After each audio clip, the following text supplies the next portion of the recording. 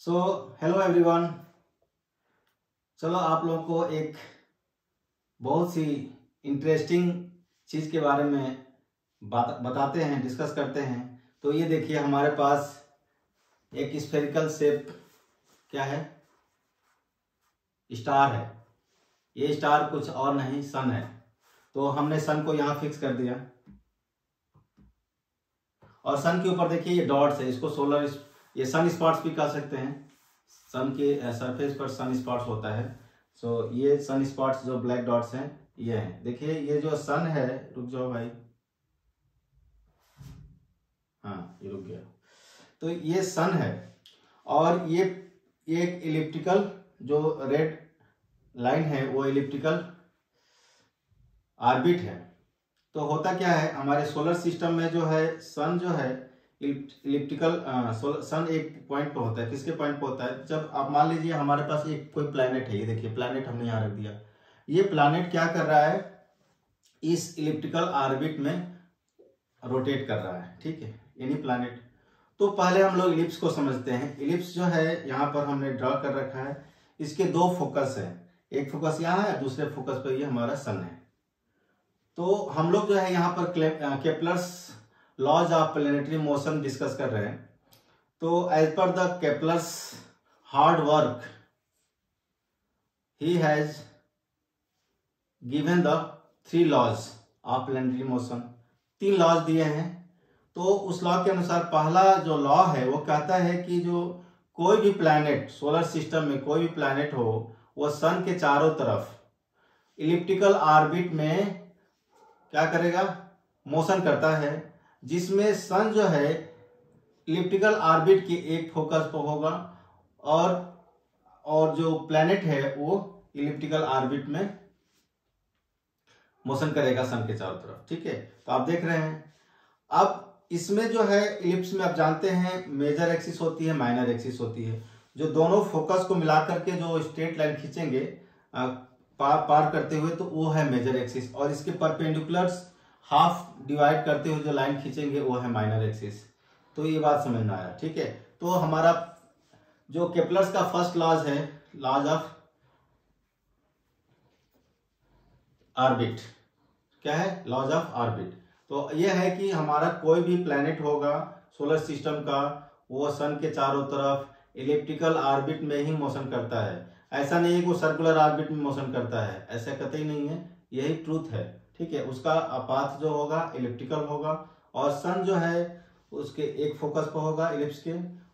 तो देखिए जो सन से फारदेस्ट पॉइंट होता है उसको क्या बोलते हैं, एपिहेलियन, फारदेस्ट पॉइंट, और जो सन के एकदम क्लोजेस्ट पॉइंट होता है उसको बोलते हैं पेरीहेलियन, ठीक है। जो फारदेस्ट पॉइंट होगा उस पर जो है प्लैनेट का मोशन सबसे स्लोएस्ट होगा, और जो पेरीहेलियन होगा उस पर प्लैनेट का मोशन सबसे फास्टेस्ट होगा, ठीक है। तो पहला हमने तो लॉ समझ लिया कि जो भी प्लैनेट होगा सन के चारों तरफ सोलर सिस्टम में इलिप्टिकल ऑर्बिट में जो है सन के चारों तरफ रोटेट करता है, ठीक है। तो इंग्लिश में बोलेंगे कि any planets of the solar system rotates about the sun being at one of the foci of the elliptical orbit, ठीक है। तो ये होता है। दूसरा है हमारा कि जो यदि सन के सेंटर से इस प्लैनेट को मिला दें एक लाइन से, एक लाइन ड्रॉ कर ले मिलाते हुए, और वो लाइन जो है इक्वल टाइम में इक्वल एरिया स्वीप करती है, ठीक है, समझ रहे हैं। जैसे हमने इस प्लैनेट से, मान लीजिए आपका अर्थ प्लैनेट है, इससे हमने एक लाइन ड्रॉ करके मिला दिया। तो since earth is moving along the elliptical path, तो हर पल वो क्या कर रही है, मोशन चेंज मूव कर रही है, और उसका डिस्टेंस जो है इलिप्टिकल ऑर्बिट का घट रहा है, बढ़ रहा है, ऐसा चल रहा है। तो मान लीजिए टाइम टी में जितना उसने पोजीशन चेंज करके सेकेंड पोजीशन पर आ गया, मान लीजिए यहाँ सेकेंड पोजीशन पर आ गया, तो यहाँ से यहाँ जो आया, और ये जो ट्रायंगल बनेगा उस ट्रायंगल का जो एरिया होगा, ठीक है, जो भी ट्रायंगल बनेगा एनी शेप जो भी बनेगा, जो हम लोग रेडियस जो ज्वाइन कराएंगे उससे जो भी शेप बनेगा उसका एरिया जो होगा वो for the given time constant रहेगा। मतलब जो प्लैनेट जो है sweeps equal area in equal amount of time, that means areal velocity of the planet in the solar system remains constant. That is the second laws of Kepler planetary motion.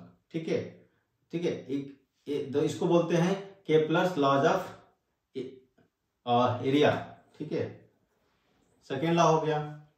Third law क्या कहता है Kepler का कि जैसे third law है कि जो हमारा मेजर एक्सिस है उसका सेमी मेजर एक्सिस, मतलब जितनी वैल्यू मेजर एक्सिस के उसके आधे ले लें उसको सेमी मेजर एक्सिस कहते हैं। तो square of the time period of revolution of the planet along the elliptical orbit is directly proportional to the cube of the semi major axis। तो जो इनका ये सेमी मेजर एक्सिस होगा उसका half, sorry major axis का half semi major axis, उसका cube लेंगे तो डायरेक्टली प्रोपोर्शनल किसके होगा, टाइम पीरियड के। T square is directly proportional to the semi major axis value cube. ठीक है, तो ये आपका जो है पूरा अरेंजमेंट जो है केपलर्स लॉज को समझाने के लिए बनाया गया है, जो है हमारा ये आप देख सकते हैं। ठीक है, तो आपको जो है यहां से हम यदि इस पर लेते हैं तो देखिए यहाँ पर आप 2D में देखिए, यहाँ पे आपको जो है एक इलिप्टिकल ऑर्बिट दिख रहा होगा। सन एक फोकस पर है, 2 फोकस होता है इलिप्स के, और कोई भी प्लैनेट जो है इसके चारों तरफ जो है इलिप्टिकल ऑर्बिट में मोशन करते हैं। तो ये जैसे हमने यहाँ से सेंटर से यहाँ डिस्टेंस मिला दिया, और किसी अनदर मोमेंट पर यदि हम ये देखें, सपोज कीजिए कि यहाँ पर मान लीजिए हमने कहा कि अब अर्थ यहाँ पर आ गया, अर्थ यहाँ पर आ गया, तो अब ये यहाँ से यहाँ आया तो इतना अमाउंट ऑफ जो एरिया है वो उसने कवर किया, मान लीजिए टाइम टी में कवर किया, तो area divided by time T क्या होगा, एरियल वेलोसिटी। वही अब दूसरे टाइम टी में मान लीजिए अब यहां से फिर यहां आ गया, इस लाइन को हम मिला दिया, इस तरह से सन से मिला दिया। ठीक है, अब हम ये लाइन ड्रॉ कर, ये जो हम इस एरिया की बात करें, ये मान लीजिए एरिया टाइम T2 में कवर किया और पहले एरिया T1 में कवर किया था। तो पहले एरिया मान लीजिए A1 था और अब एरिया क्या हो गया, A2 हो गया। तो ये कह रहे हैं कि एरियल वेलोसिटी कांस्टेंट रहता है। इसका मतलब जो है A1 upon T1 areal velocity हो गया is equal to A2 upon T2। ठीक है, एरियल वेलोसिटी कांस्टेंट रहता है। ठीक है, तो कह रहा है कि equal amount sweeps equal area in equal amount of time. चाहे ये टाइम T1 यदि मान लीजिए T1 और T2 फिक्स है तो सेम है, तो एरिया A1 A2 को भी फिक्स सेम होना पड़ेगा। If area is equal then time must be same, और vice versa. If T1 is equal to T2 then A1 is equal to A2 is prevail, fix रहता है। मतलब areal velocity क्या रहता है, स्वीपिंग का वो फिक्स रहता है।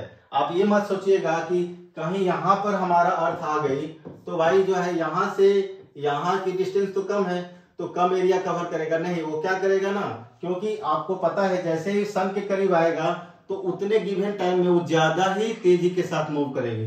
तो वो मान लीजिए टी टाइम हम लोग ले रहे हैं, तो T1 टाइम ले रहे हैं, तो T1 टाइम में इधर जो है उसकी स्पीड स्लो है, क्योंकि ये एपेलियन है तो ये इधर स्लो है, तो गिवन टाइम में वो कम स्वीप करेगा। लेकिन इधर यहाँ स्पीड बढ़ जाएगी तो वो यहाँ से यहाँ ना आकर के इधर स्वीप करेगा, वो पूरा ये एरिया कवर करेगा। So that to maintain the sweep area constant, that means areal velocity always remain same, चाहे वो प्लैनेट सन के करीब होगा या सन से किसी फर्देस्ट पॉइंट पर होगा। सो उस सारे सिचुएशन में हमारा जो है स्वीपिंग एरिया इक्वल टाइम में इक्वल होता है, मतलब एरियल वेलोसिटी क्या होता है, सेम होता है। ठीक है, आप ये दूसरा लॉ भी समझ गए। तो थर्ड लॉ है square of the time period. Square of the time period मान लीजिए टाइम पीरियड टी है, उसका स्क्वायर जो है directly proportional to a cube, where 2a is the major axis. 2a क्या है? 2a मेजर एक्सिस है। क्या है? Major axis, value of major axis. तो भाई मेजर एक्सिस यहाँ कैसे दिखेगा? देखिए मेजर एक्सिस क्या है, यहां से ये डिस्टेंस, यहाँ जो क्रॉस लगाया है, यहां से लेकर के एपिहेलियन से लेकर के पेरीहेलियन तक का जो लाइन मिलाएंगे, जो येलो कलर से ये हॉरिजॉन्टल लाइन है, ये पूरी की पूरी 2a है और इसके हाफ को सेमी मेजर एक्सिस कहते हैं। और ये जो है हमारा माइनर एक्सिस है, जो सेंटर से पास करेगा और मेजर एक्सिस के परपेंडिकुलर होगा। तो हम लोग जनरली जो है इसको 2b मेजर कर लेते हैं और इसको 2a मेजर कर लेते हैं मेजर एक्सिस को। तो हाफ को a कह देंगे और इस माइनर का हाफ को b कहेंगे। तो यहाँ पर जो टाइम पीरियड क्या होगा, time period square of the time period is directly proportional to the cube of the semi major axis. इसमें बहुत सारे न्यूमेरिकल भी पूछते हैं और आपको ये केपलर्स का लॉज भी पूछता है। तो आप बताइए आपको ये जो है एक्सप्लेनेशन कैसा लगा? अच्छा लगा तो जो है वीडियो को लाइक कर दीजिए और चैनल हीरा कॉस्मोस को सब्सक्राइब कर दीजिए। ठीक है, आप फेसबुक पर देख रहे हैं तो हमारे पेज को लाइक और फॉलो कर दीजिए। थैंक यू, मिलते हैं नेक्स्ट वीडियो में।